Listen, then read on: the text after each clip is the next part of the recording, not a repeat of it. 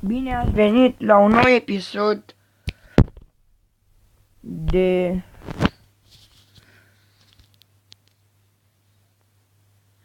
Go Kart Go Ultra. Astăzi filmăm singuri.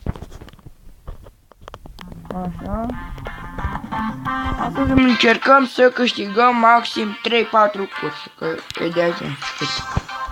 Cel mai bun nu știu care e, că acum am început și eu jocul, vreau să zic, și prima dată când îl joc. Sunt eu chiar bun acest joc, dar totuși eu vi-l recomand, e pe App Store. Cam așa se pornește și acolo se pune piedică la verde. Hai de capul. Hai de capul meu, ce prost conduc. Sunt 3 curse. Mai unul din 3 până acum. Până acum unul din 3. Hai de capul meu, ce se bagă ăștia. Băi frate, ce te împing.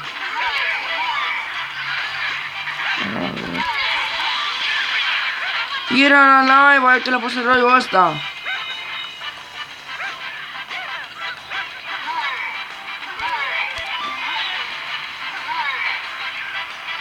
Cum face?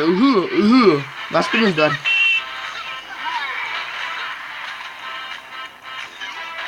Doi din 3. Hai de capul meu, mă luară toți.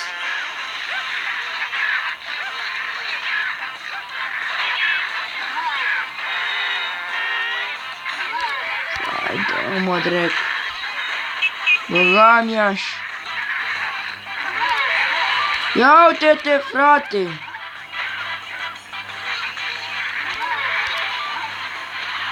Unul din 8! Yes! Hai!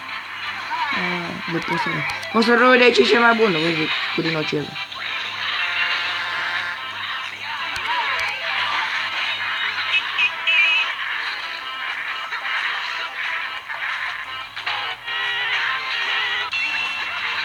Finalul acum.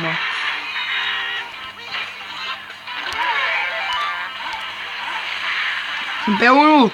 Sunt pe 1!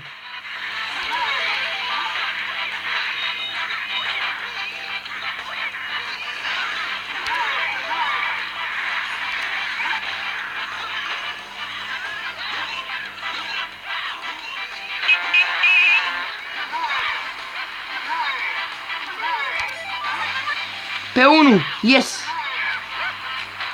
Dacă v-a plăcut episodul, vă rugăm să dați like, măcar un share. Yes!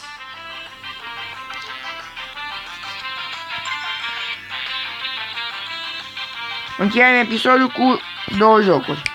Noapte bună!